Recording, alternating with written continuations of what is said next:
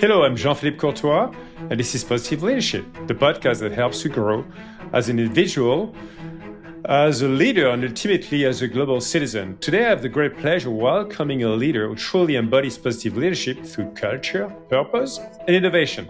Over the past decade, she shaped Spotify's renowned culture during its hypergrowth from a Swedish startup into a global powerhouse. Today, she's the Chief People Officer at OnRunning. She's known for a bold, people-centric approach, from pioneering work from anywhere flexibility to championing diversity and inclusion. She's also of Swedish, of Japanese, a globetrotter from childhood, a published author, and even a board member driving change in women's sports and sustainable business. Katarina Berg, welcome, warm welcome to Positive Leadership Podcast. I'm thrilled to have you here. Thank you, and it's my pleasure to be here, and such a warm welcome too. Thank you. So, Katrina, let's start at the beginning where I love to start with my guest, your early life, which I find absolutely fascinating. As I said, you have a rather unique childhood story, I think. I understand you are half Swedish and half Japanese, and that you spent much of your early youth as well sailing around the world with your family, literally being homeschooled on a ship, as your father was a sea captain. So that's something that most of us have experienced in our lives. So, can you paint us a picture of those early years, and how did growing up on the seven seas and across cultures shape your worldview and core values as a person? Yeah, I don't know anything else. So sometimes when people point out that was maybe a bit special childhood, I think that was a normal childhood. My father, Swedish, he was a sea captain. My mom, Japanese, and my oldest sister, Eva, and I had the pleasure to kind of go with my dad at work. And it meant a couple of things, I think, for both me and my sister. And we have had quite similar lines, but also very different kind of occupations, but very many similarities. I think from early age, traveling on board, understanding what a total institution is, meaning that you can't get off the ship when you are at sea and you have to get along and everybody needs to coexist, but also co-work together. And where leadership needs to be clear, it needs to be concise, it needs to be compelling in that sense that, and it also needs to be fair in the sense of consistent, right? Because otherwise it will be dangerous.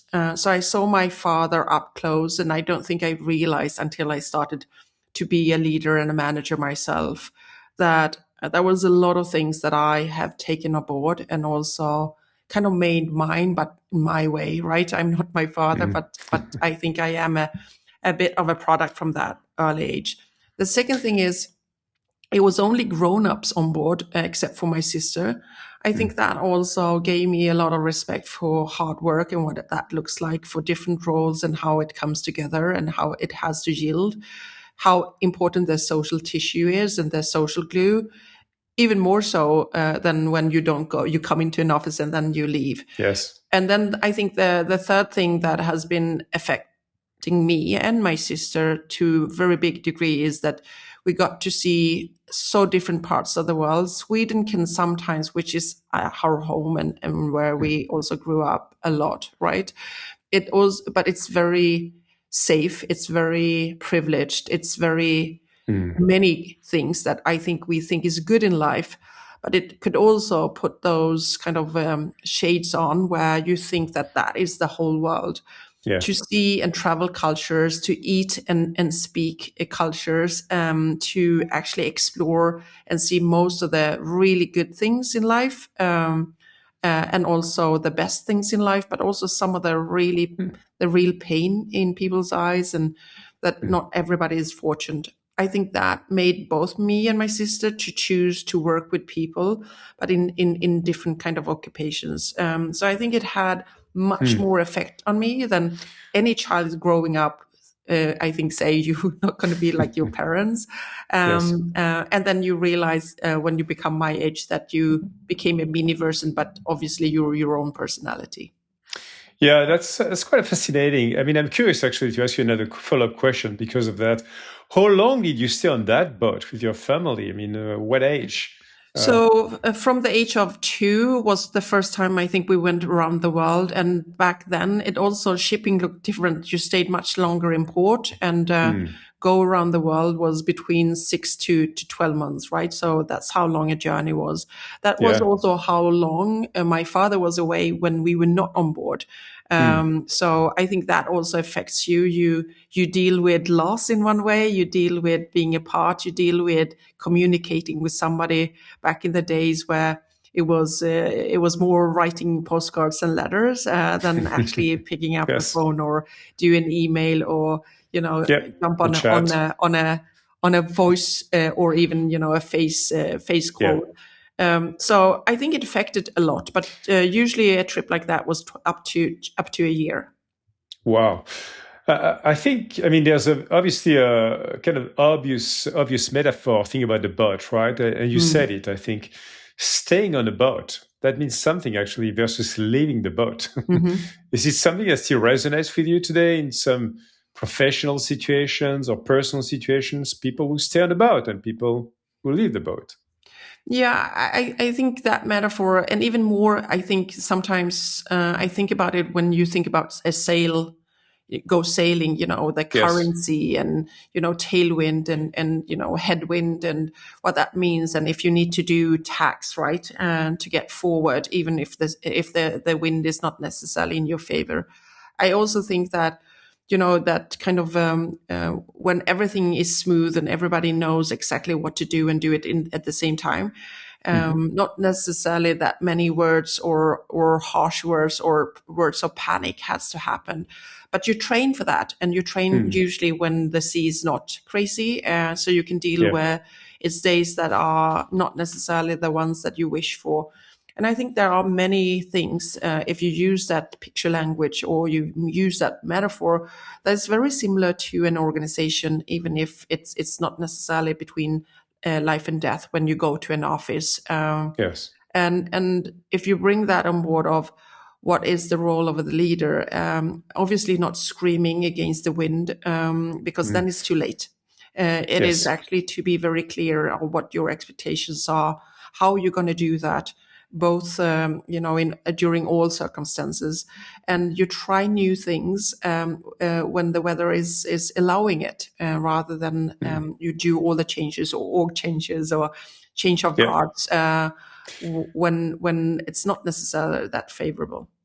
Yeah, no, it's quite incredible. I mean, talking about Sweden, as you said, I mean, you went from the seven seas to Sweden as a harbor, as a place to live with your Yes. family. It reminds me of a discussion I had with another guest that you may know, I guess, Jesper Brodin, CEO of IKEA, who described an optimistic upbringing in Sweden that gave him a belief that things can always get better. Hmm. So I'm curious, as you reflect on that transition again and your cultural roots, half Swedish and half Japanese, how do you carry that into your leadership today? Are there some specifics of those heritages in your Yeah. life, in the way Yeah. you lead people? Yeah, I think it's very hard not to carry the values that you don't necessarily think about, but they are surrounded. Yeah, you're Mm. totally surrounded by that. I think we also spoke a lot about, or at least I spoke a lot about, bringing Swedish values and leadership abroad.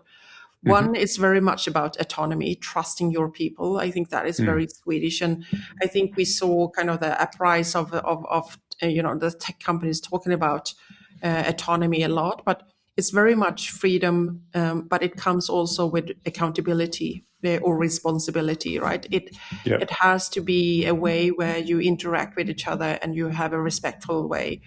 A second thing that I think is quite clear, it's not very hierarchical. So a good idea Yes. is a good idea, whoever comes with it, and that is also how you progress. It's a country with very few people, and it was even fewer when I grew up. So around 8 millions. So it should be impossible for a country like Sweden to kind of produce companies like Volvo or Saab, Mm. IKEA, Electrolux, Husqvarna, H&M, the Spotifys or the Klarnas of the world, and the list is longer. It should just be Yeah. impossible. The same thing with sports. It should be impossible for us to get Yeah. any gold medals because we're just too few. And I think it has to do with collaboration. I think it has to do with openness and transparency. Everybody knows what we are going to do. Everything is anchored. So when Yep. you go, you can go hard. It's all about systems and, getting few people to actually act together in a way that it is much more forceful, and also that the success comes from the team. It's very much Team. and more so, it used to be very much about the power of we rather than talking about me. And Yeah. I think that has affected me in the way I lead. I think it has affected me about how I view the organism of a company, an Yep. organization, an enterprise, and how you become really successful, especially if you are a small startup. You don't necessarily have all the needs. How do you really attract the people that not just thrive in startup, but maybe can do the bridge if you are one of the few companies that actually survive into scale up, and then going Yep. from scale up to kind of international to global? How do you do that? And the more people you can bring along without being just nice, the better, right? How do you think about that? How do you dress people, or develop people and grow people so they can do that stage if they're not just in love with the one of the stages and want to go back and always want to be in a startup? And I think that has very much, I think that is very much hand in hand of competence development has always been a black belt, a Swedish organization, no matter if they've been private or if Yep. it's been from the Public. public sector. You talked extensively, and I love it, about the Swedish culture. What about the Japanese culture heritage you have, if any? I'm someone who also traveled to many countries in the world for many years, not on a ship, I must say, but and for much shorter moments. But I always love and keep loving Japanese culture and the way people commit to each other, or commit as a country, as a society, the respect and the silence and the implicit culture, right? I mean, the things Mm, that are not said, mm, but that are happening mm. between the lines. Any particular memories of that from your family and in the way you behave yourself as well, Katrina? I think you mentioned a couple of keywords, but I will add some. But for sure, Yep. I think active listening is one. Being Yes. very respectful of elderly or more experienced people doesn't Right. mean that you have to raise yourself, but you come into an organization, or you have a manager, or you have colleagues that have been around for longer. I think it goes back to one of those good kind of thumb rules. And you can change the word rule if you don't like it. But if you first try to understand the rules and then play by the rules, then it's actually more effectful to then try to change the rules, because then people will understand that you got what is important and the culture or what really worked in a company, than if you go directly to the last phase of let's change what I think is not working here. Most people will then resist. So I think it's Yep. also smart when we all talk about change management to do it that way. And here Yes. I think the Japanese respect comes into. But if I'm not going to copy and just say respect, and I would also I would add loyalty, Loyalty, which I yes, for think sure. it's a very like you honor the work, you also are loyal. So even if you get Yes. tempted by something that is maybe just one of those day flowers or one hit wonders, you will actually stick with it and you will Yes. finish it, which I Yes. think is also a word that we is a bit lost in modern times.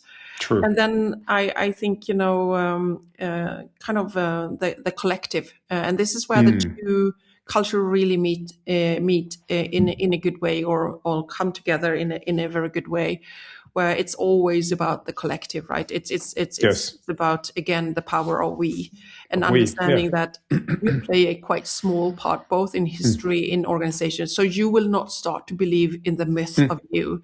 So you have Yep. success, yes, but it could be pure luck, or Yes. what I usually think it isn't. If you maybe are successful in different journeys in different times, it is you. It's about timing, right? Yeah. Yeah. Your Yeah. ideas, your way of doing things when you join a company.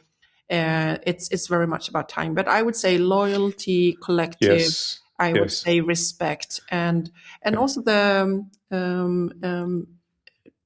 first build rapport, then do hmm difference. Mm. In many ways, I mean, I think you really made a very strong point about one big commonality between both cultures: Mm, we. We mm, as a team, we as an mm, organization, we as a society, we as a country. I mm. mean, the we is super strong, and it's the power of the collectives coming But together. I think so. But the interesting thing is the reason why. And I think, if you're just going to make one simple kind of looking from outside, in Yeah, Sweden, the we is interesting because we're very few and we very much apart. The yeah, country is not big, but it's quite tall, right? So yes, we have to come together to build these organizations, right? But then you look at Japan, it's a quite small area. yeah, It's an island and it's yeah, so much people. So again, the we, you have to just interact in a very smooth way. You have to respect each other because it's too much people almost in a very kind of very narrow area. So yes, so for two different reasons, there's two nations that came to the same mm, conclusion. How can we yes, make the most of what we have? And very, I think, very much focused on the collective of people, yes, and trying to also install that. And you could see that during COVID too, Sweden mm, had a very different kind of strategy sure, where I think we got a lot of criticism in the beginning or during, and then after. I think a lot of companies and or countries were like, maybe they were onto something with social distancing. Maybe that was good for, well, one, for finances, but more for human health and mental health. That you could still come out, you could do your exercise, and you could interact with one, two, three people if you just social distance. I would mm, say that we would most likely do it again because yes, it worked for us. I'm not really sure it would work in many other cultures because the mm, respect again for authority, because all our information came from authority and people that actually were knowledgeable within this area. Our mm, information did not come from our politicians, right? yes, So we trusted in that information and then we kept to it. So it wasn't like nobody's looking and then we mm. got up into a room or met with each other. So again, culture is powerful and it shows up when you least think about Yeah, it. And I think yes. that is also how you go about making decisions and make kind of your part of the ecosystem work. No, I love it, and we'll come back to culture later on. Obviously, in your experiences, Katrina. And I'd like to shift gears a little bit and talk about purpose. You know, one of the former guests on the podcast, Herminia Ibarra. Don't know if you know Herminia. She wrote a couple of exciting but great books, and one is Mm, "Act Like a Leader" and right. "Think Like a Leader." And basically, the way she puts it is, many of us act our way into a new identity, discovering purpose by doing. Actually. So I'm wondering if even back then, little Katerina had a sense of purpose or interest that I want to work with people and bridge culture, or was it something that you discovered later on? It's a very good question. And, when you are my age, you can always also make it up. So it sounds very good or very interesting. So I don't necessarily, it's a bit chicken and egg, I think, for me. Yeah. I think it's always been very clear that for me, myself, even very young, one, who I am and what makes me tick or what makes me almost obsessed with something. And I think it's Mm. not, it wasn't, it would be lying to say it was people in the beginning. I think it Hmm. was more culture Okay. and how many people interact with each other and why. And Yes. why you would go up very early when it's cold and dark, or why you would stay in bed. I think it's been more a combination of group psychology Mm. than individual very early on, and also the differences just with a week on ship or when you travel. Why does Mm. it work in one part but not in another? I think it's been that in combination with my own purpose, right? I think everybody's purpose driven. I think it starts with the why. But I think Yeah. that why can, for some people, change several times. And for some, you Hmm. kind of know it. It's kind of the question you also got in this. When you leave this company or you leave this gig, what Yeah. will the next one be? and you will hear people that has plans, and they will like, I am going to go to that role, I want that title, or I want that company.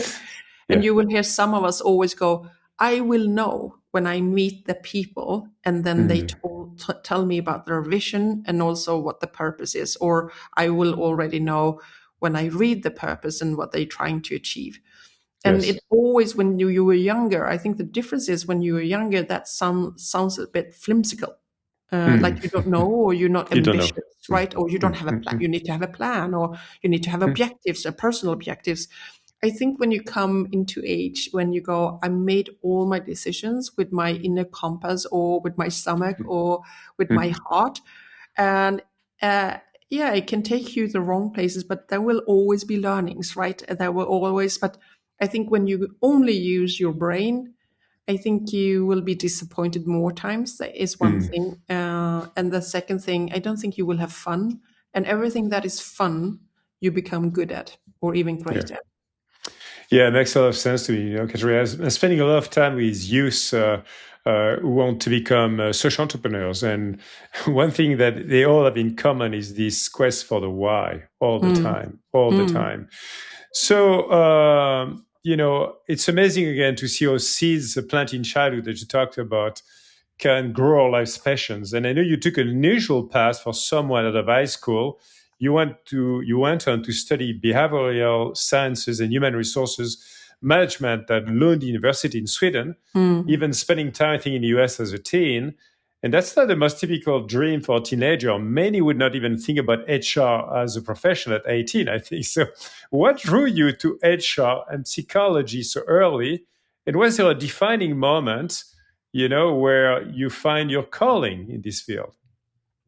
So it's a handful of countries that has human resource management as a master, right? And Sweden is one. I know that the Netherlands and also Ireland. I think I know that Israel has it too.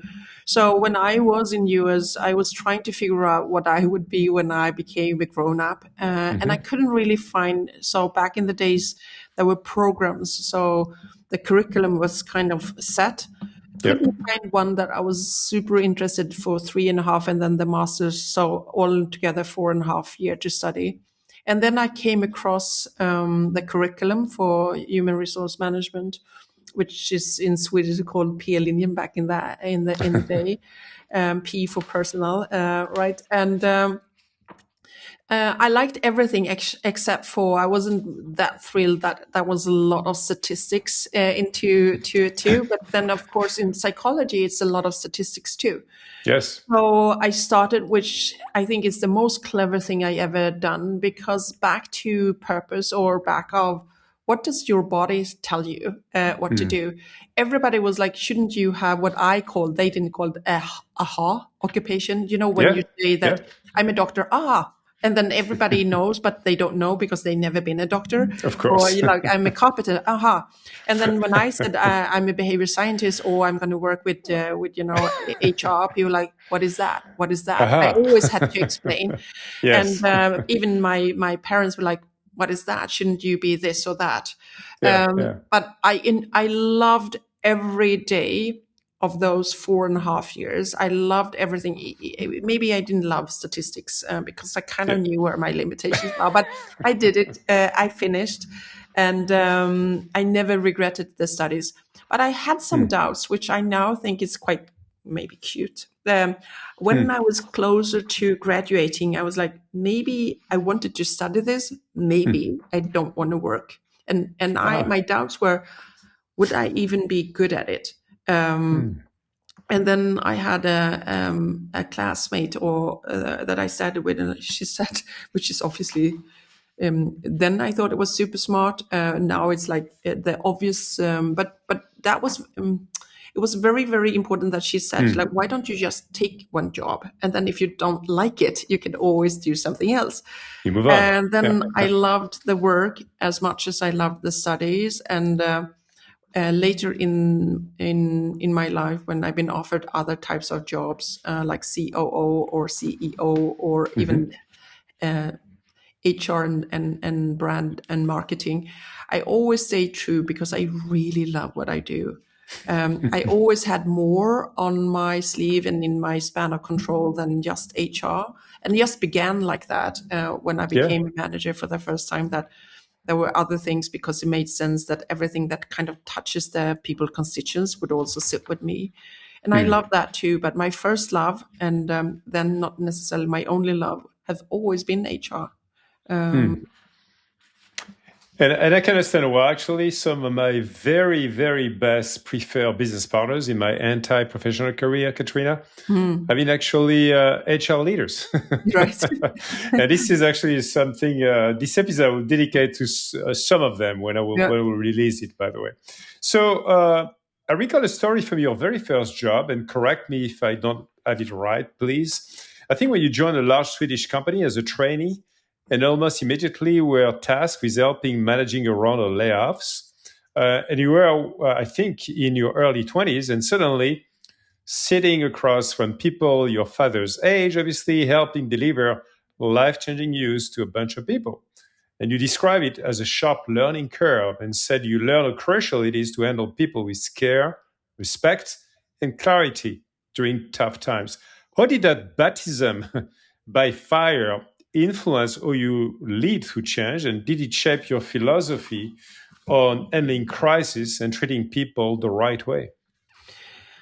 Uh, it took me back now when I listened to that. Yeah, it's Yeah. true. I did my I did a bit on my internship at Volvo trucks, and Yep. it happened that we needed to do quite heavy layoffs, and it was the first time in the truck division's history. So the whole organization was a bit alarmed and also a bit shocked, and you usually don't act really fast. My mentor during my internship, I thought she was very clever. I thought she was very seasoned, obviously.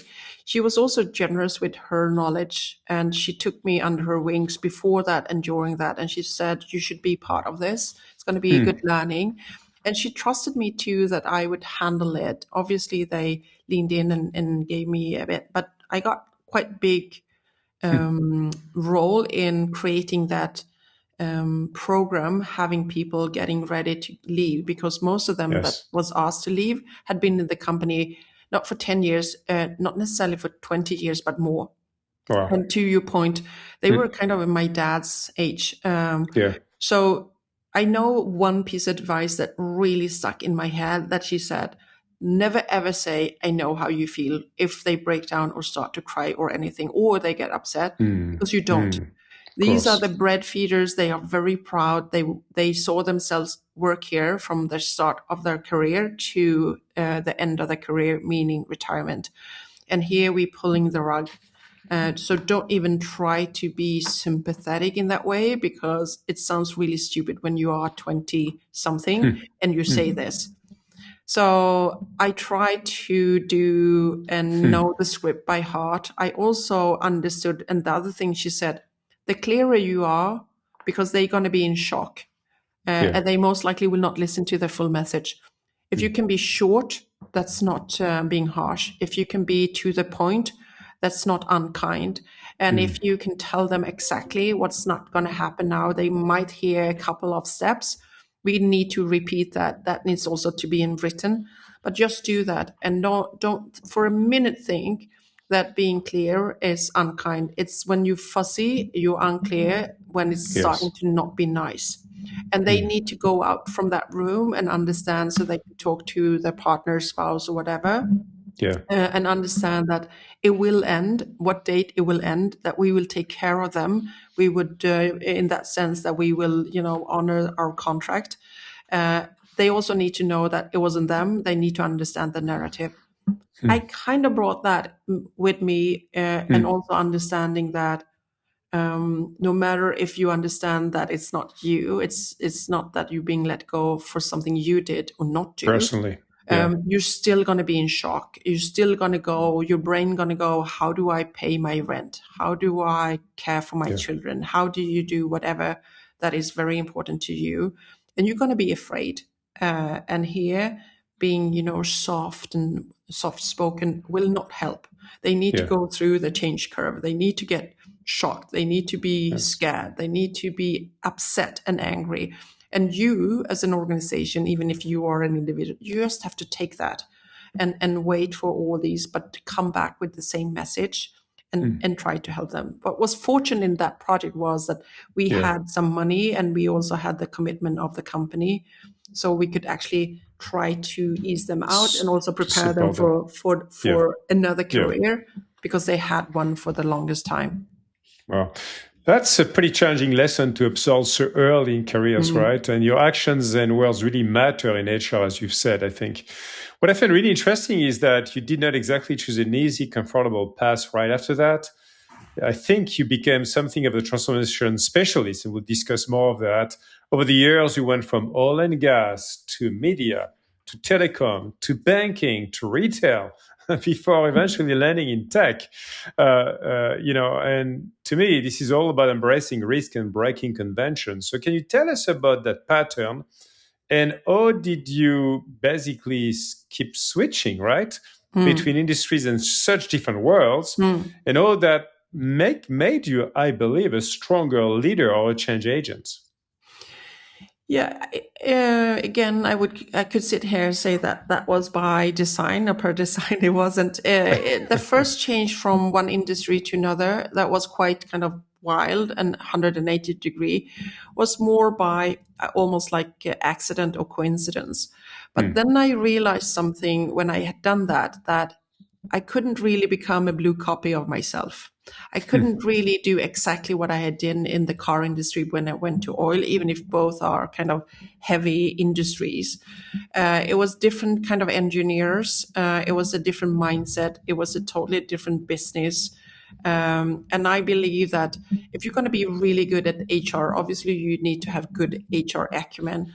But when you get really, I think, a resource yourself is when you have business acumen. Yes. And that is what I ask from all my teams too, that they should know like their back pocket, their part of the business and the business as a whole. So we Yeah. lean in hard when we need to, and we challenge and we push back. We don't just support, and we are not order takers. Very, very important, because we have a skill set that they don't have. And when that comes together and that yields, this is where some of the magic sometimes come together. Also, where you don't go into decisions that will make you bloated, or where you need to right size later on in the further down along the line. But Yeah. so it was more like a banana shield when you slip on that and you realize, okay, I didn't fall down and this was good. The constant learning has been something for me. And what I realized then early days when I switched from one industry to another was Yeah. no, I'm not gonna, hey, I was really successful over there. No, it will not help me there in the new gig. They don't know me. I don't Yeah. know them. I have to start from the starting, but not in HR, but in what makes this company tick. What is kind of very particular about the culture, how they communicate, what a deadline is, definition of things, and so on and so forth. And it's fun. We're going to work for a long time. And if you just do the Yes. same thing, you could actually have stayed then in the same company doing the same Right. work. And, Yeah. and what I call the mental spa, you can stay there. But I kind of like when it gets a bit comfortable just before you get complacent. And also, if you are a change maker by heart and thrive in chaos or control chaos, you need to find that. If you go back to the spa mentality or metaphor, Yeah. I'm searching for cold water when it gets a bit more like a spa. Yeah. And sometimes it's been, oh my, it's very cold. But I kind of like that. It freshens your brain, it awakens Yes. your body, and you need to rethink and you need to be innovative. And I think what it is actually, I'm not never ever going to be an entrepreneur, because Yeah. then I think very early on, and you will be an entrepreneur even if you're successful or not. Yeah. Yeah. I think Yeah. what I think I have an entrepreneurial kind of mindset. Mindset for I sure. want to build, but I want to build in somebody else's company, and I want to build together with my team and together with my peers in the executive team. And I don't necessarily believe in doing more of the same. But then there are some things that are fundamentally good and great that you don't have to reinvent a wheel. But on top of that, you can do things that are specific for that organization in that phase. Yeah. No, I love those moments of coldness that you mentioned and getting into the freezing bath. So Yes. that breadth of experiences, Katarina, must have been invaluable later at Spotify, of course, a company that itself spans music, tech, media, and more. I think you joined Spotify in 2013, which was a company of under 1,000 employees at the time. Then over the next decade, Spotify exploded, obviously expanding to thousands of employees across dozens of countries and going through an IPO. And you were at the helm of people strategy through all of that time. I'm thinking of another past guest. Actually, I had Barbara Martin Coppola. She used to be the CEO she actually the chief digital officer of IKEA, and and she transformed as well their minds and that brand into truly a global retail brand, especially during COVID, and scaling a global culture as well. How did you manage that at Spotify? How did you manage that global culture? And now as well at ON, as CHRO, what are the keys to preserving a company's culture and purpose during hypergrowth? Yeah, first of all, you never do that alone and by yourself. I think you do that together with a team, and it's at least, all the teams within that organization that needs to understand or believe that that is very important, and maybe even a bit of the superpower of the organization. I also think you do that in lock, stock, and shoulder to shoulder in both cases of Spotify and On, together with the founder and the founders and the CEO. And if you are lucky enough, he in both these cases, or they in these cases, they also understand that it's important to and therefore in a very kind of competitive landscape of talent, it's a way of do what HR people usually talk a lot about, but attract and develop, but also retain people, which is Retain. so Yeah. expensive. And if you also then believe that you don't necessarily want to pay people to come and pay people to stay, you want them to be there for the mission, you want them to Yeah. grow, and you also want everybody to understand it's an evolution of culture. You don't have one. And semantic is very, very important if you're going to do it global, and is also in hypergrowth. So, for instance, instead of talking about this, a strong culture can still be a toxic culture. So I think, for me, it's always a bit about a relevant culture, and the right culture for that moment. And then you have to be smart about especially if you're going to go from local to global, if you're going to be hyper growing, and adding a lot of really good people.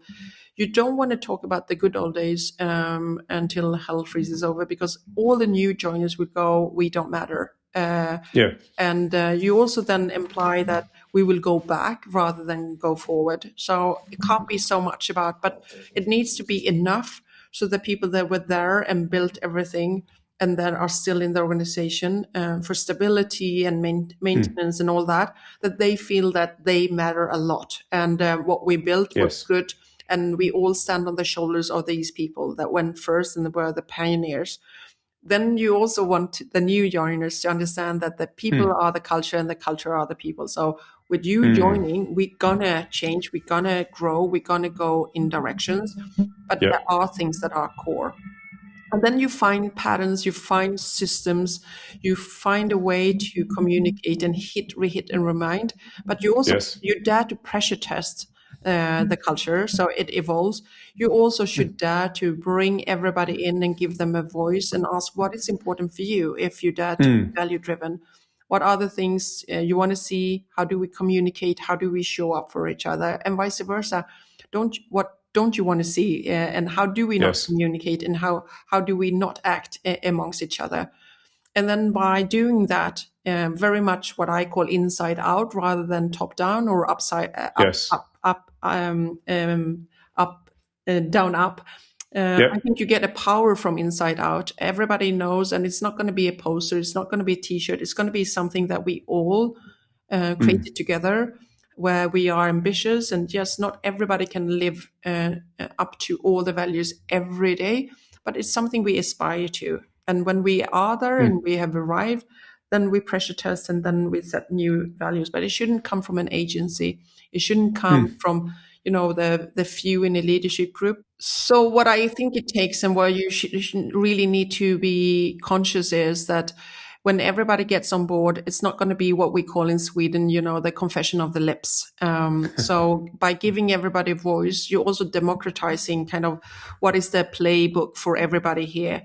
And I think as soon as you dare to be value driven, you also understand that you will get the trust in every question. And we also know in organization that speed is utmost importance. And when trust goes up, speed goes up.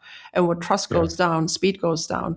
So you don't only do this because you're the nicest kind of employer. You do this because you want speed. And you want people to understand that when you get hardship, they can trust you, and that you come from a place where the values actually, one, is important when nobody's watching, and two, they're going to help and guide you and make decisions also when it's quite tough. Yeah. I love the way you talk about culture. Obviously, we could go on and on. We'll discuss a bit more about culture later on, again, Katarina, because I think, to me, my experience, culture is not something static, as you said. It's something that you live one day, one person, one company at a time. And it's the good, the great moments and the worst moments of life that you spend together. And the way you define them, the way you create them, the way you shape them, and the way you grow with that or not. And so it's so critical. I always believe that, to me, that's the nucleus of any transformation. That's the core. And if you miss it, you could have the most brilliant strategy in mind. You're not going to make it probably over time in the long run as a company. Agree. Now, I'd like to switch gears and talk about one initiative that many people talked about at the time, which obviously is something that many companies do today as well, which is the Work from Anywhere program that you launch, and the universal 6 months parental leave, which were pretty groundbreaking again, I think, in moves at the company. What inspired you to push that policy at the time, and how did you go about convincing leadership and employees, obviously, to embrace it? No, I think if we start with global parental leave, it was one of those things, going back to culture, the Swedishness, because parental leave for both mom and dad, and mom and dad is a part of how we view things in Sweden, and that to be able to spend the most important time with your kids when it matters. That is something that is good. And then the companies and the organizations then learn how to deal with that. It also gives opportunity into an organization, because between 6 months up to a year and a half, somebody can actually try out that role and then go back without losing face, or going, maybe leadership wasn't for me, or being a specialist wasn't for me. But you tried and you grew about that. At the same time, if you view parental or becoming a parent as leadership training, because the feedback is direct. Whatever you say, you can't have an ice cream, you can't have an ice cream, you can't have an ice cream, and then you give them ice cream. It's kind of the same thing with leadership. You have to be back to the consistency, and that you can actually give the narrative. Why can I not have an ice cream before dinner, right? It's the same thing with, I'm not saying that the people in your team are kids, but it's quite many similarities. So that was one of the things that I prepared a bit, and then went to my boss, and then were prepared to go to the board if he said yes. And the only response I got back then, I think it was 2015, where he said, "What took you so long? This is great. Let's do it." But I think we all realized that it would be very easy for us to attract people. And by doing so, being authentic to who we are and our Swedish roots, also airing the system, as I said, and then just doing what's right to all our people, no matter where in the world they were. And we also had quite a big office and presence in US, where it's only US and Papua New Guinea that don't have this kind of as a law. If you have a good employer, I think 3 months. Otherwise, the person that gave birth had 3 weeks. So we wanted to change that, and it felt good, and it also played out exactly the way we wanted it to. The work from anywhere came not from me to begin with. It came in the format of the walks and talks I had with my previous boss at Spotify. And he was very much about, I think this is where we're going, the new technology. We also digital from birth. So Yes. people can work anywhere, anyway. And as soon as you don't fit on one floor, you are actually distributed. As soon as you don't fit in one office, but you have, like we were from, Sydney to LA in all time zones, you are Yeah. distributed. Why wouldn't we offer the freedom and flexibility? It also, so it was kind of a communication that was on all our walks and talks for 2 years. And I didn't think that leadership were ready for it. I didn't think that maybe employees were ready for it. Yeah. And I didn't think that most technology was not ready for it. We all know what happened during COVID with, all the likes of Zoom and so on and so forth. So we were not necessarily there. And then we got COVID, and fast forward, talking to our people, asking them about a lot of things, how they were doing and, how they felt and mentally kind of issues. There was also one question we asked them when we started to think that maybe the world will start to be a bit safer and open up again. What are the things that we learned that you don't want to go away? And it was freedom, flexibility from all of them, where all the other questions had as many answers as employees.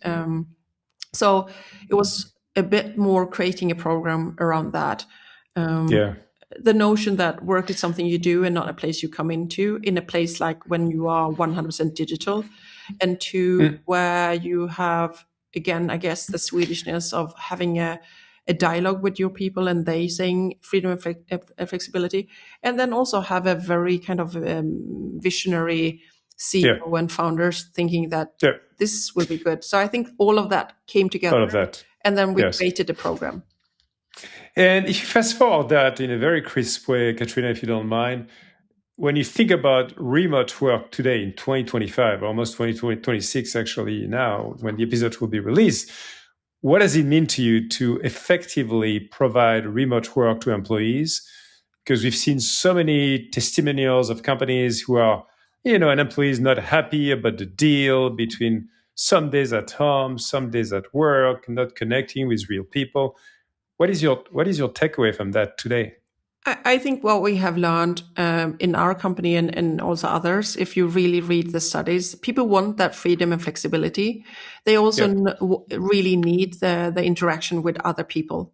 And some people got scared and needed to come in and be in an office for a week to go, oh, okay, now I know where I got my energy.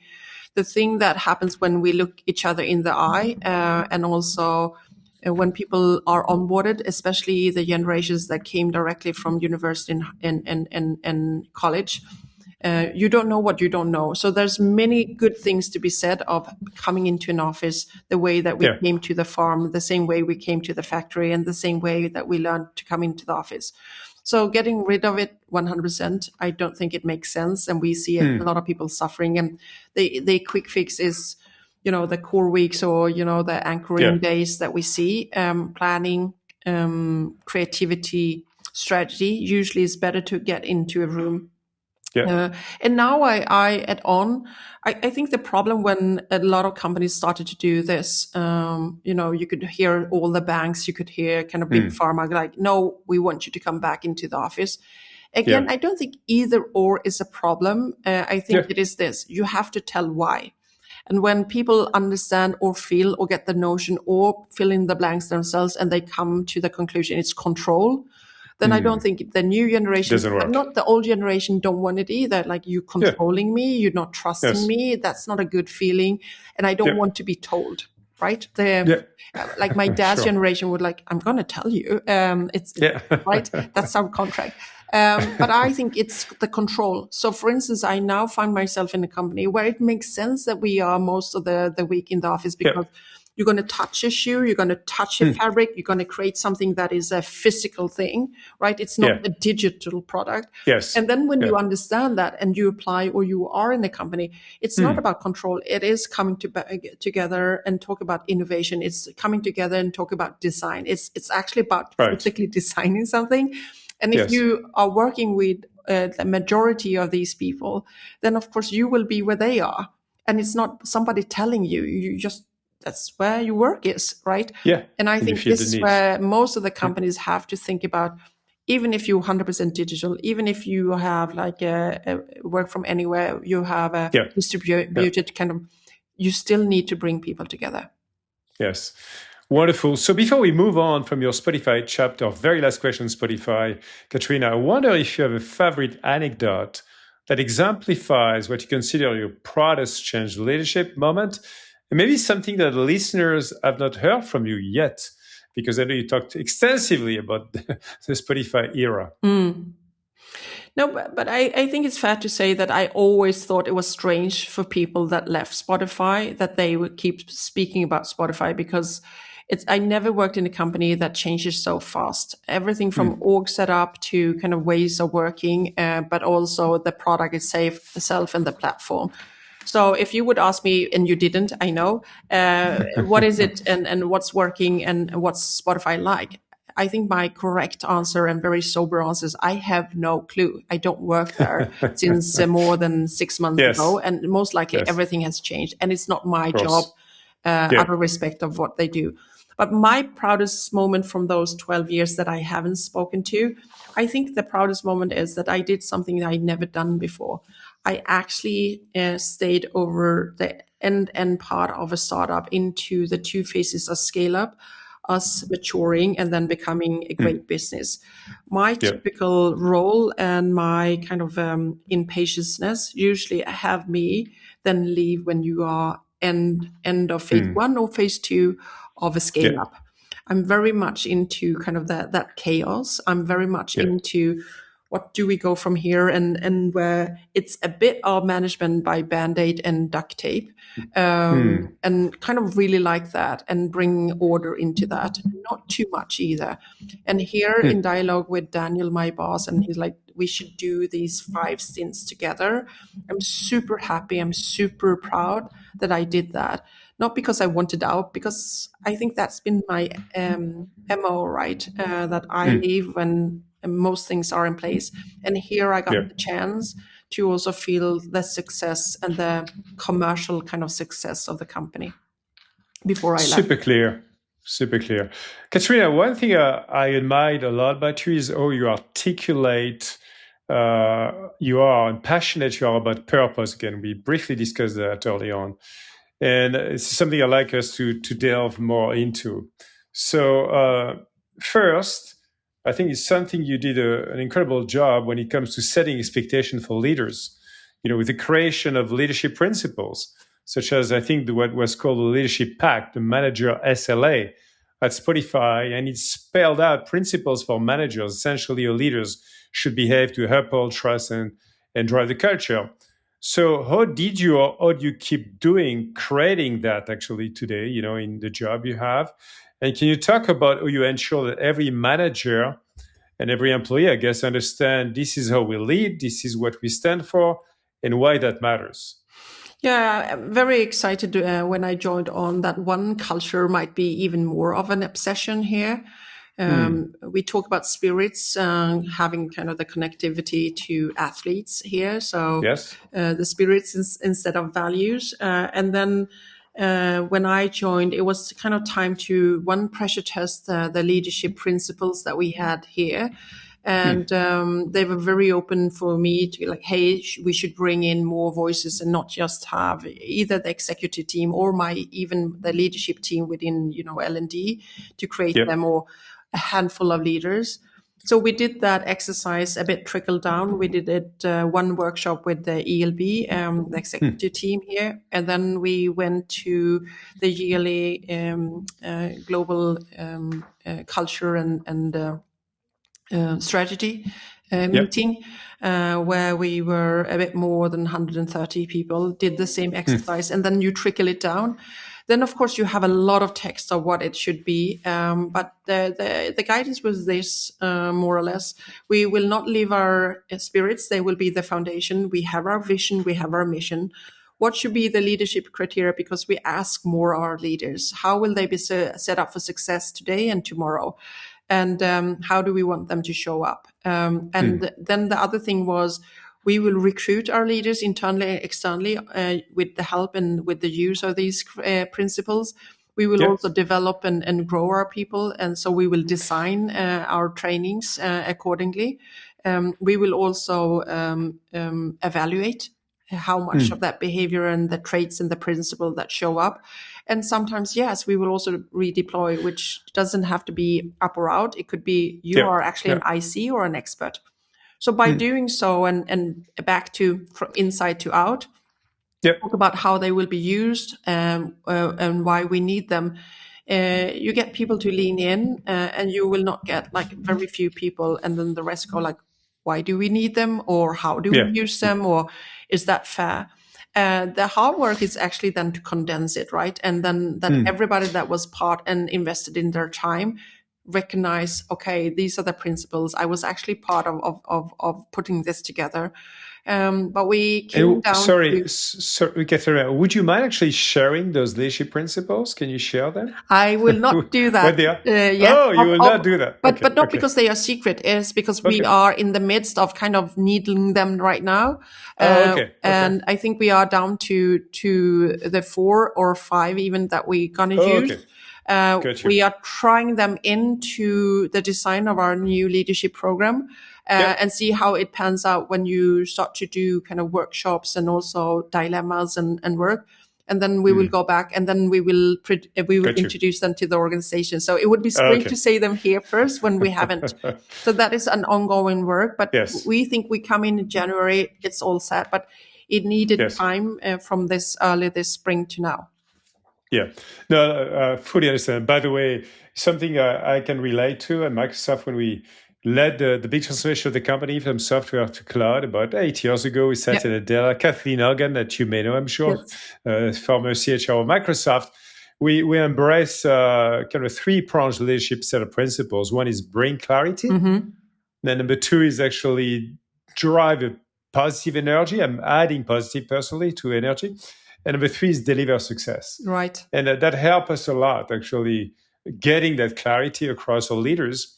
And then later on, we moved on and we created as well a framework for the thousands of people managers right across the company by using a model coach care framework. Those were the words we picked. Anyways, you have to pick your own words depending on who you are in your company. And I agree with you, this is actually a fundamental piece of work to do.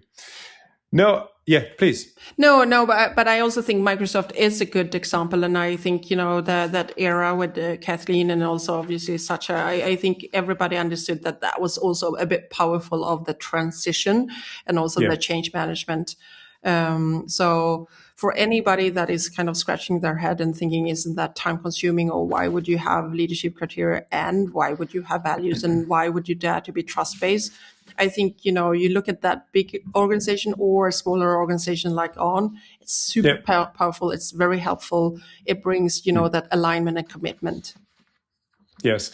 One piece of positive leadership, Katarina, is positive communication. And I know you're someone very eager to generate positive energy, right, through communication day to day. Yeah. Do you have some rituals, practices that you use to stay connected with the team, such as your famous, I think, walk and talks that you did in the past? No, I really like them, and I've been doing them now for 21 years.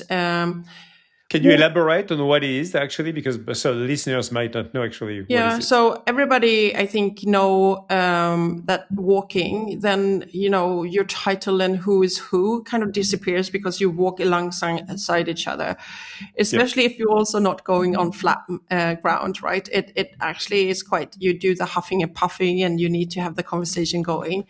2, they are never scripted. So it's meetings where you don't have to show a slide or you don't have to take a note. It's also a very good exercise for your memory because everything that you were talking about, you have to memorize. And also the most important thing sticks, right? So whatever survives after. And it started as a combination of that, get some exercise, get some fresh air, taking away the hierarchy when you walk around, and then also a memory exercise. So I started to post them on LinkedIn of this is what I remember. And then some people are like, oh my God, I already 2 hours later, I forgot. So it was a very good check for me to, did I bring out? And I used to do them in bullets. Now I do them more anecdotal. But that was more because I got bored myself in the format. So I think that is one of the things that always worked for me. And especially now when I joined on, I wanted to meet as many people as humanly possible for the first 100 days to understand a bit more who we are, what's going on, what's working, what's not working, but also get names to faces and so on and so forth. And then the walks and talks works really well. But I think the other thing is trying to be very open, be very transparent, and communicate as much as possible, both in written, because some people prefers that, but also in team meetings, but also in all hands. I just came back from Portland, but same thing happened at the when I was in APAC meeting our managers there.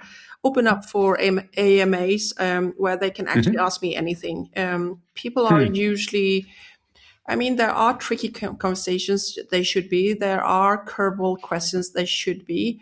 But people are eager to understand and wants to understand. And if you can be unscripted, if you can speak from your heart, and then also dare to say, I don't know, I have a specialist in my team, or in my case now, quite new. I don't know how we do that, but I can figure out and come back to you. I think that always worked very well. And to the point too, that I don't like to listen to people that has a script, and therefore I don't want to be one of those persons too. I do understand that brings a comfort and almost like a blanket, but I don't think people listen to you, and therefore you spent maybe 2 hours preparing, you spent 1 hour answering, and nobody paid attention. So better come in and as you are and answer from top of your head, and then just do what I think is courage actually showcased, is to say, I don't know. But I know that 2 people in my team know, so I will ask them and come back to you. No, I love this ritual, this ability or this authenticity to connect with people in a real way, and walking is a wonderful way to do it. Standing up, and also doing things together. Now, I like as well to elaborate a little bit on another aspect, which we love talking about in the Positive Leadership podcast, the growth mindset, the curiosity. One of my friends and bestseller author of Coaching Habits that you may know, Michael Bungestani, whom I've worked with during the Microsoft transformation, talks about the way you need to be curious, you need to be lazy, and often.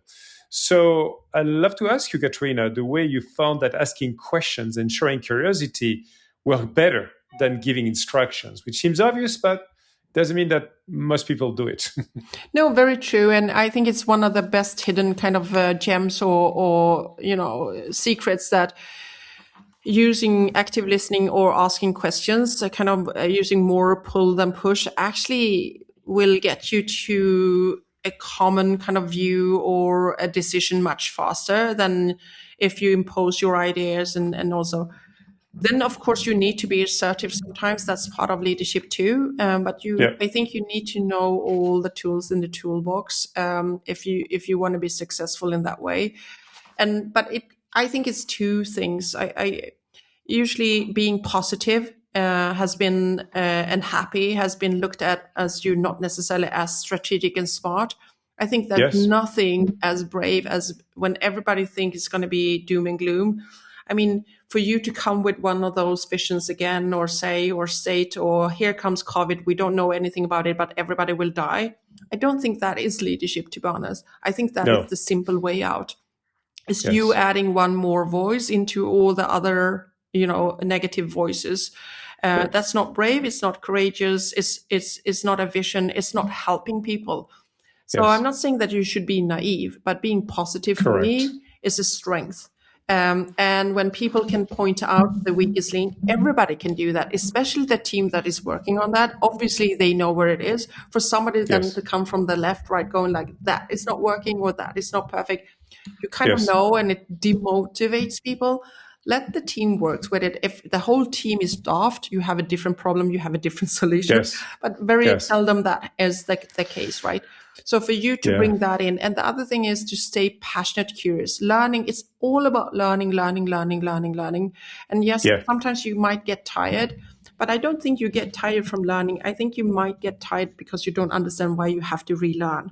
So we're back to Yes. communication, which I think is also as number three is like communication. Communication is like, it's never been as important to communicate, especially with the fast kind of evolving, and everybody can talk about AI this, AI that, LLMs Oh, yeah. this, and LLMs that. But if it's not applied, and you can see the reason why, it's a lot of time and it's a lot of money to kind of pioneer how you're going to do Yeah. that. And I think just by trying things good, because then you're curious, um, um, giving people licenses, that could also be good. But Yeah. you know what? They will find that and use that anyway if it helps them save time, if it actually Yes. helps them do things in a smart way. There's Yeah. nobody around in the world, and I think it comes back to your view of people. If it Yes. will help you, you will start to use that. Smart Yes. people are lazy people, right? If Yeah. it's too hard to get into any tool that is AI generated, or if it's too hard to imagine and also start to do kind of agents or and so on and so forth, then the technology is just not there yet. And you don't have to be Yeah. first on the train, but you surely have to be on the train when it leaves the Yeah. platform. And what will help you do that? I think it's if you understand human and AI, if you understand Yeah. that it's more a mind shift than a technology shift. Obviously, it is technology that is shifting, but Yes. you need to Yes. get people on board. And the third thing that I think is important is if you can have people being passionate, curious, they will get it. But if you kill everything, and I think it's like parenting, right? How do you not get in the way? How do you not Yeah. order people? Because you can't tell people to be spontaneous. Then they were something else. And I think it's the same thing. You can't tell people to adopt things. How do Yeah. you remove the mental blockers so they will adopt? I think it's about that. So every organization that are doubling down on L&D now, everybody that understands that maybe the Yeah. HR functions should be wider and deeper than ever to help people unlock the potential in the new technology, stay Yes. relevant in their traits and their skills, talk more about skill-based organization and also maybe business critical skills rather than business Yeah. critical positions. If Yeah. you make sure that everybody can eat from that kind of smorgasbord of training, I think that is how you help people be employable today and tomorrow. Wonderful summary of a question I didn't even ask you about AI and leadership. And I love it because I was going to ask you the question anyways. You did a wonderful Sorry. job and I love it. AI should be always work in the service of people, of managers and leaders, and not the opposite, obviously. And I think there's so many ways to combine the so-called human agency and critical thinking with AI in the right way. Now, I'd like to come back on the recent post you wrote, Katarina. You said, don't hire the past, build the future. The future belongs to the most curious. And we just talked about curiosity before.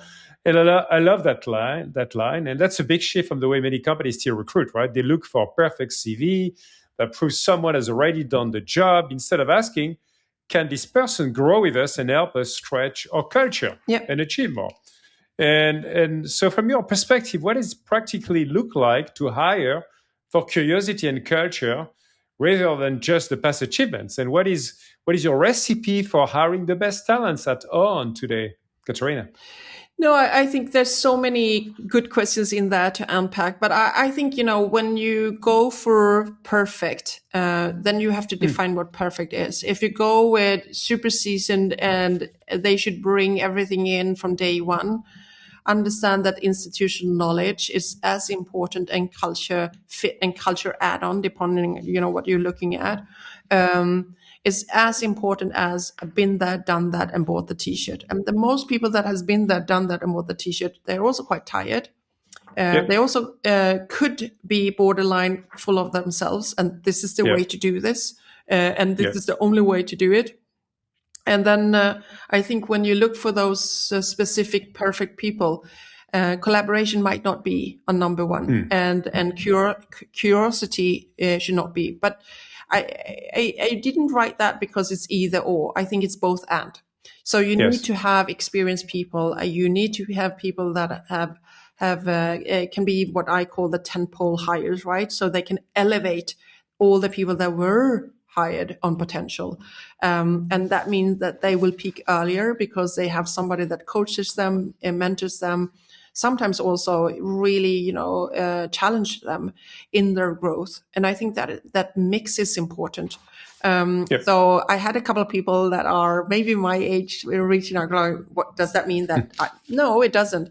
It means that if a company has as a strategy, we're just going to find the people that are all there already, right? I think you are in a very dangerous place, especially with all the shifts that are coming, and they're coming faster than ever. So if we're going to use a word as obsolete, that experience or that perfection could actually be obsolete. And I think that is a very dangerous spot and place to try to thrive for. I think the mix is good. I think the mix needs to be very deliberate. So when you recruit, I think you always have to look at the spectrum. And we all also know, depending on where the sun comes into the prisma, the light comes out differently. And I think you just have to be smart on what is most important and what are you looking for. And I think the last part was, how do you make sure that people are curious? You know what? People that are asking as many questions when they are interviewed as they answer them, I think that is a good kind of takeaway from that.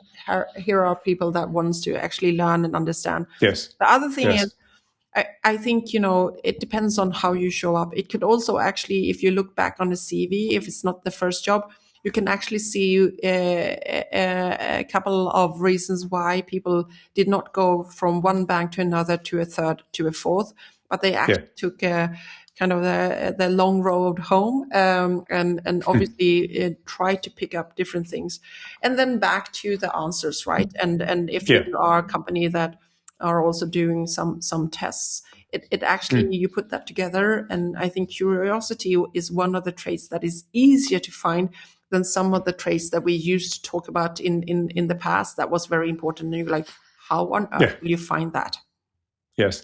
Thanks so much for sharing all of your wisdom in hiring talents and people. And I agree 100% with you, actually, Katarina, in that experience that you share.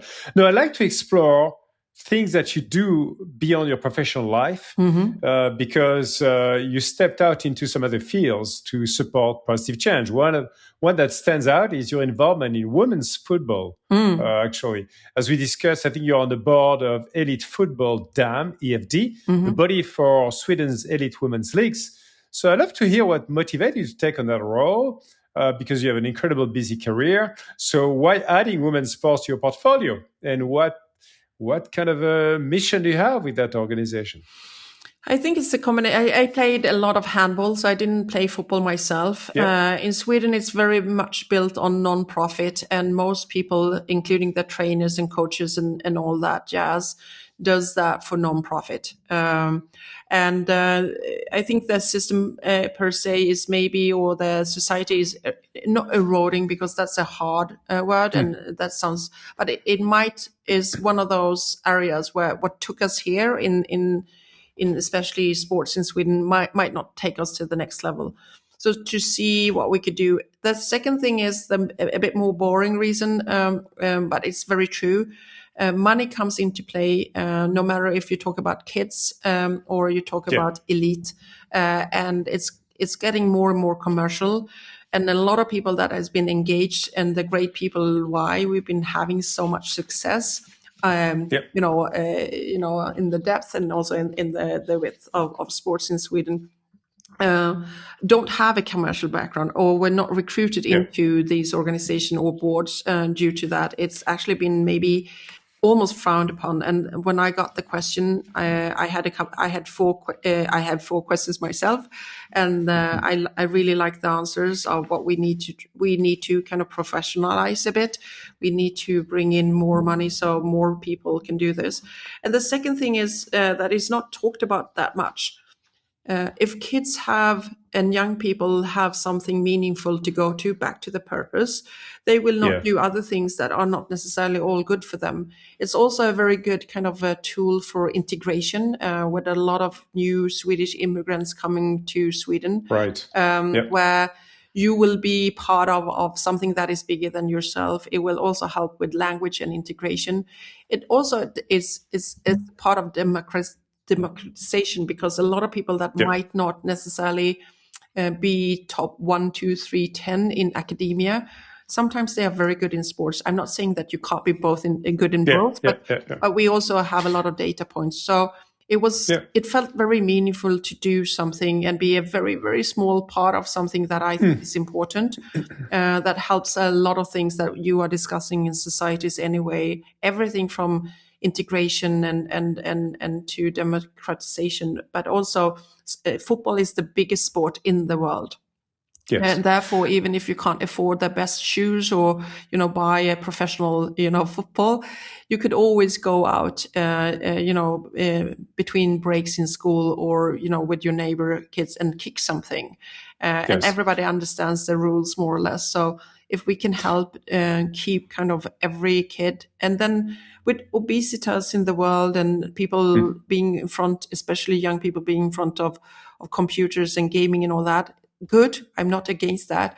But we do see a shift between generations where maybe you eat less good food, you sit still more, and how that also hits your mental health. So I think it's one Yes. of those Kinder X times 42, where I just wanted to be a small part of it. Yeah. And by the way, I'm a big football fan myself. And I must say to our listeners who don't follow football, Sweden's women's team is actually one of the very best in the world, and they've been world champions. And you had a record audience, I think, about 200,000 fans in one season, Yes. and doing so well. And I believe like you that football can and should be an ease way to leave the we that we talked about and to be a wonderful lever for inclusion in society as well. Yeah, and If it's I really think did well. you're stressing the last kind of reason why wouldn't you want to be part of a movement? It's winning for her. It's very, very, I think, global now in Yeah. football, but also in sports.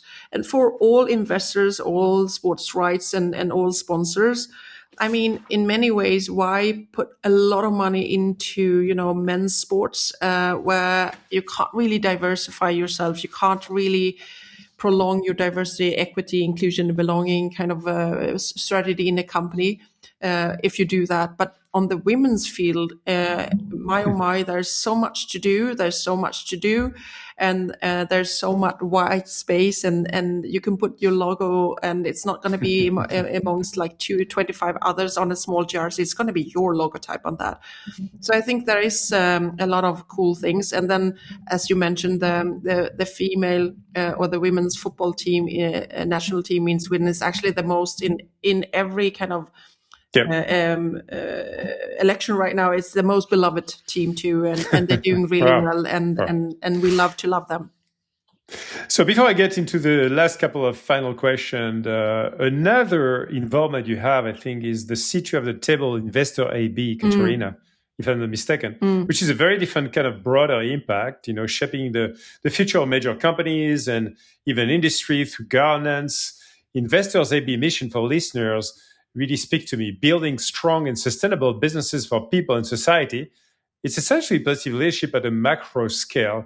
So how do you see your role there? And do you find yourself advocating for things like, again, talent strategy or cultural investments in the companies that the investor oversees? Yeah, first of all, investor in Sweden, in the Nordics, but also beyond. Very well known. All the portfolio companies very well known. Always done well, and I like it's very much centralized run product people, but also sustainability, both when it comes to the business, but sustainability per se. So it speaks to everything that I believe in. It's also very much long term. The Wallenberg family has been around for a long Oh, time, yeah. and they're not into hit and run and quick fixes when it comes to companies or people. Again, the way that they believe businesses should be run, and also the loyalty and the respect is there. So I think that is very much an honor, and I learned so much from those meetings and the people in the board and from the family itself. Everything from geopolitics to how businesses are conducted, to investments per se. And my role there, I might be, I might now make somebody upset, but I came and I joined when I was still at Spotify. So my experience is for sure startup, scale ups, and also high tech, and in many ways.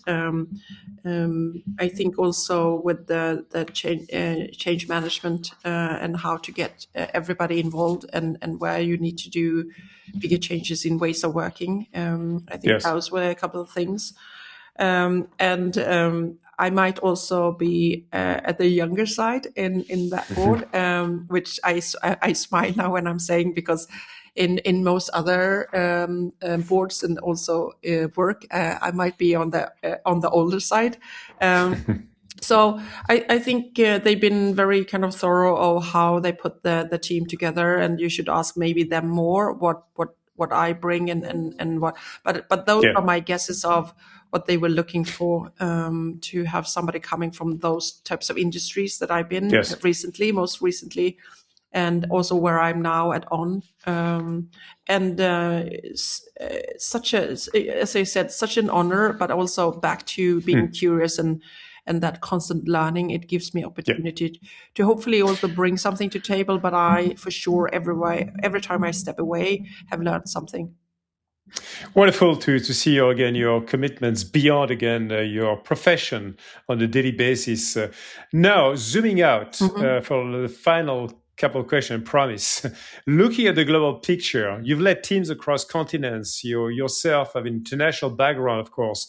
You operate in European, American, Asian context, and the world is getting more interconnected, but also in some ways more complex, Mhm. with geopolitical and social changes happening every time, right? What do you see, Katrina, as the key qualities global leaders will need by 2030? And do you think that positive leadership centered on trust, empathy, purpose that we discussed together is going to become even more critical in navigating that complexity? I think two things that we've been talking about a bit for a while now is, you both have to, maybe thrive is a lot to ask, but you have to Yep. embrace and you have to manage the complexity and also polarities, meaning that it was much easier to be a manager before, no matter if it was a company that was only, in one country or in one region or international, or today, like most companies are actually global. Yes. So I think that complexity, then the speed, but you mix that up with complexity, which means that you have to have lateral thinking going on all the time, and staying also more informed on what happens in our world. And before, maybe it was more about what happened in your industry, or with your competitive landscape. It's not about that. I think you need to have 3, 4, 5 dimensional thinking at the same time. So embracing complexity. Polarity is not necessarily always the complexity, but a lot of people, also a couple of generations ago, or maybe just a generation ago, it was, you were a good and strong leader if you were, hey, this is what we are doing, and it was either or, right? We go left, we go straight. It's going to be blue and not red, right? It's going to be no and not yes, and that you're sat with more information than the rest, so they could never question that really. But two, it was very much, it was a simpler life and easier to make decisions. Decisions. Today, its polarities is very, very, very often both and. It's not local. It's not global versus regional. It is both. right? You need to have a strategy for both. It is, yes, we need to be in parts of the world, but then again, what happens if the thing that we sometimes in the Western world don't think is a logical kind of ending of a conflict? Well, it very, very likely could be a scenario where there are war. Where is our kind of strategy then, and where do we then go if we are very much in any of those countries that might be in a conflict or that fully scale invasion happens, and so on and so forth. So I think all of these things comes into play when you think and you choose your managers and what they need to do today, what they didn't need to do quite recently. Yes. My very last question now, I promise, Katarina. I love to hear your personal reflection again. Imagine it's the year 2030, so just 5 years from now. But given the speed of change again, who knows what the world will look like. And let's say by 2030, you reconvene together on this podcast, right? And look back on this conversation. What do you hope will have changed in the realm of leadership by then? In other words, what's your aspiration for the future of positive leadership in organizations and society?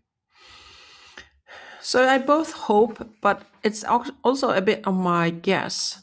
When everything has kind of panned out a bit more and it's a bit clearer how we will use the new technology, meaning AI, agents, anything that we think will happen, most of it will happen. I think it will be more applied then. What will you then have to do?